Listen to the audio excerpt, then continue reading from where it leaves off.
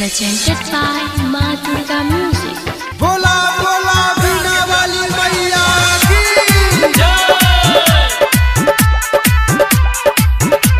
Singing by Anil Yadav.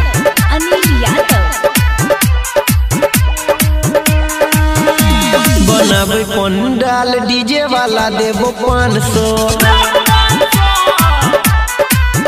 रे बनाबे पंडाल DJ वाला देबो 500 एते सरस्वती मैया संगे में हंसो एते सरस्वती मैया संगे में हंसो बनाबे पंडाल डीजे वाला देबो 500 हाँ बनाबे पंडाल डीजे वाला देबो 500 बोला बोला बीना वाली मैया की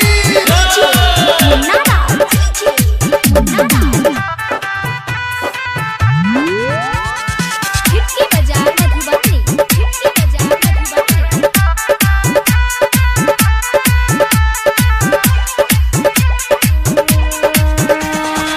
झालर मोती तू लगाब चुन चुन के करे नहीं अब इंतजार रे फूल लड़लौतै मोलनिया रे भाई मैया के करतै सिंगार रे हाँ झालर मोती तू लगाब चुन चुन के करे नहीं अब इंतजार रे फूल लड़लौतै मोलनिया रे भाई मैया के करतै सिंगार रे बजते जे गीत त करली है डांसो बजते जे गीत त करली है डांसो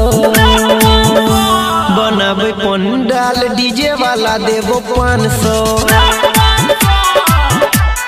हाँ बनाबे पंडाल डीजे वाला देबो 500 बोला बोला बीना वाली मैया की Singing by Anil Yadav. खिड़की बाजार मधुबनी।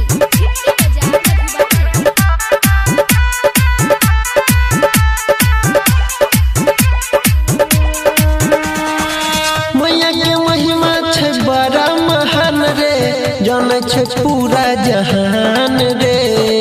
दुख के मोटरी दूर भाग जेतो एक बेर ल ले तू नाम रे हाँ मैया के महिमा छै बड़ा महान रे जाने छै पूरा जहान रे